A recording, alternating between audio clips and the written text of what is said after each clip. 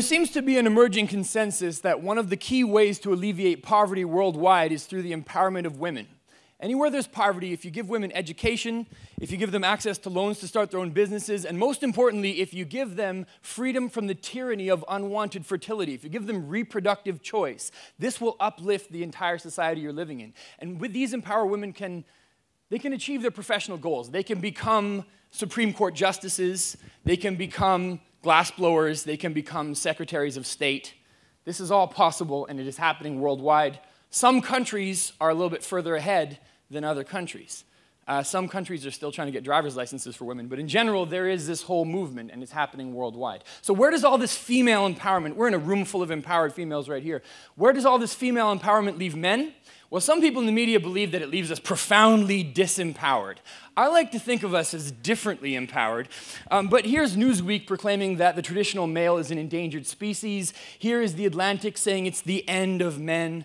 So who is this traditional male that's so threatened by female empowerment? Personally, my male role models as a teenager were not Hulk Hogan or John Wayne. They were gangster rappers. Tupac Shakur, thug life, charismatic, bad boy sex appeal, and a constant, credible threat of violence. Of course, now, in the new world, this is evolving into something quite different. This is an expression of the sort of commercial gimmick side of it, thug life apparel. And then it also becomes an expression of ironic kitsch as well. So what I'm going to do now is this is sort of implicit, these trends are implicit in all gangster rap music, but what I'm going to try and do is give you the first ever explicit gangster rap music today on the TED stage to be unveiled. Let's drop that beat. Back in the day, I used to scrap, I'm not a thug anymore, but some days I just want to be the man again. Back in the day, it seemed like every angry teen was talking about packing a shank and getting cream. What happened to the gangster lean?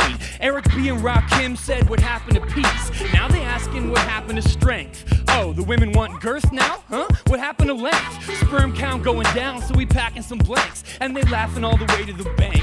Man, things done changed. Where is all the violence gone? It seems like people living 3 times as long. Life just goes on. It's like survival of the strong got swallowed by a Hobbesian Leviathan.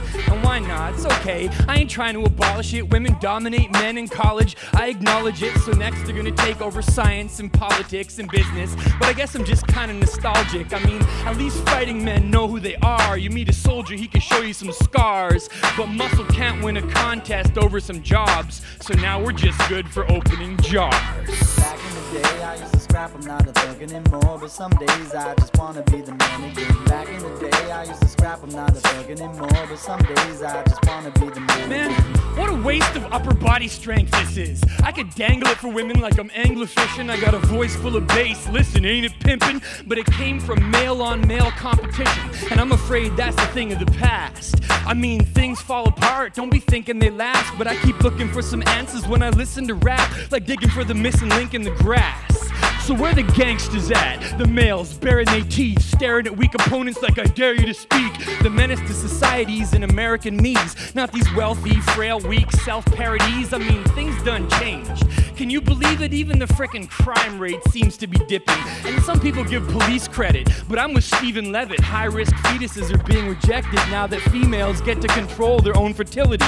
So murder and poverty drop, but not sociability. What happened to all the criminals on killing sprees? Instead of fighting now, we all show civility. Back in the day, I Or used to scrap, chivalry. I'm not a thug anymore, but some days I Pardon just me, wanna be the excuse man me. again. No, I'm so Back in sorry. the No, day, after I used to you, right scrap, after I'm not a thug anymore, but some days Here's the I just evolutionary wanna be view. the man again. 40% of men historically left descendants, while 6 out of 10 died young or got rejected.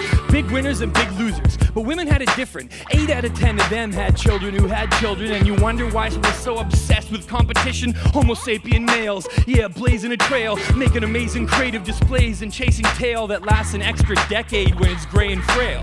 Yeah, the Y chromosome is just a mutation, and it sucks to face it. They call her Mother Nature. But if you want love from her, get accustomed to waiting. Cause brother, if you're male, she loves to hate you. She gives us testosterone, rage, and frustration. She gives us jealousy and lust and a hunger for greatness. Plus our obsession with female reproduction is basic, but the women gotta have choice. No more Bush administration.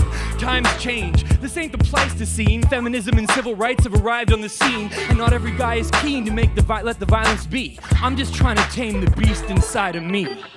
And I do it with rap music. Thank you.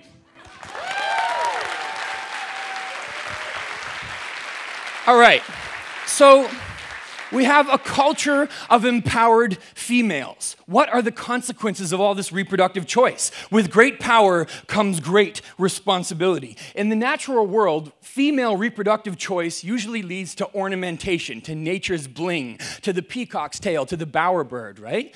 But, and specifically I'm speaking about female reproductive choice because sexual selection works in proportion to the investment in parenting. And women tend to invest more on average than men, which means their choices have a greater influence. If I was speaking to TEDx Seahorse right now, I would mainly be admonishing the men to make good sexual choices, but instead I'm going to mainly admonish the women to make good sexual choices. Because sexual selection can lead to other things too that are not so inspiring, specifically male-on-male violence. Here we have elephant seals battling for the beach, or if you prefer, Hector and Achilles going at it, or maybe Ja Rule and 50 Cent. So here's the new perspective I want to bring to this.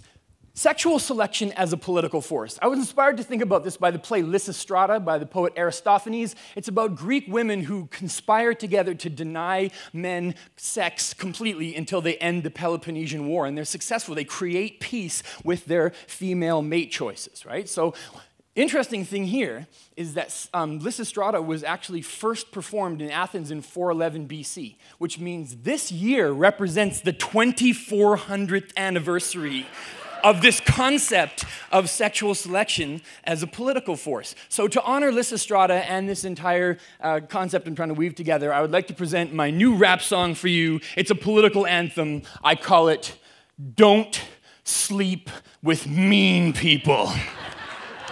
Let's drop that beat. We gotta rally the troops here, guys.